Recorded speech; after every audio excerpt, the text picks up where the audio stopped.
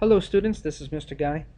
Right now I'm going to give you an overview. I'm going to give you the basics of active and passive voice. First, let's take a look at active voice. Active voice is very simple. You've got a subject, an active verb, and an object.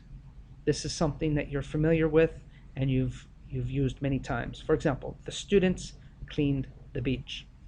This is an active voice sentence because the doer of the action, the students, they're at the beginning of the sentence. Subject, verb, object. The students, what did they do? They cleaned. What did they clean? What's the receiver of the action? The beach.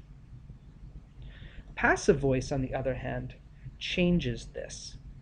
Passive voice changes the relationship between the object and the subject. For example, in passive voice, the object is the first word in a passive voice sentence. And the actual subject, the one who did the action, comes last.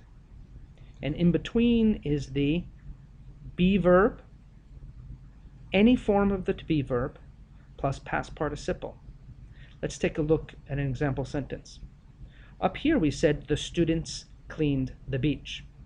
Now in the passive voice, everything is different. The passive voice starts off with the beach, which is really, if you look at the active voice sentence, it's up here. The beach is at the end.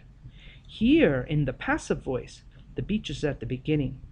The beach was cleaned by the students. Who did the cleaning? The students did the cleaning.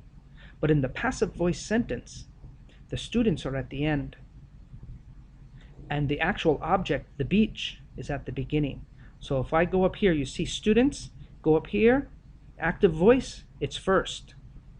Passive voice, it's last. Here, the object, the beach. Here it's the beginning. Here it was at the end.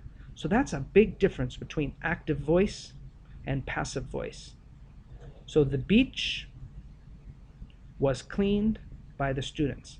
Now, one of the main purposes of passive voice is that often the actual doer of the action, the students, are left out of the sentence. And we just may say something like, you know, the beach was cleaned yesterday.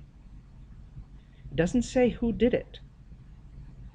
So that's clearly emphasizing the object, the receiver of the action. We put this first. And then we use a form of the verb to be. Here it's was, cleaned. So the beach was cleaned yesterday. Who did it is left out. Okay, this is the overview of the difference between active voice and passive voice. Thank you very much.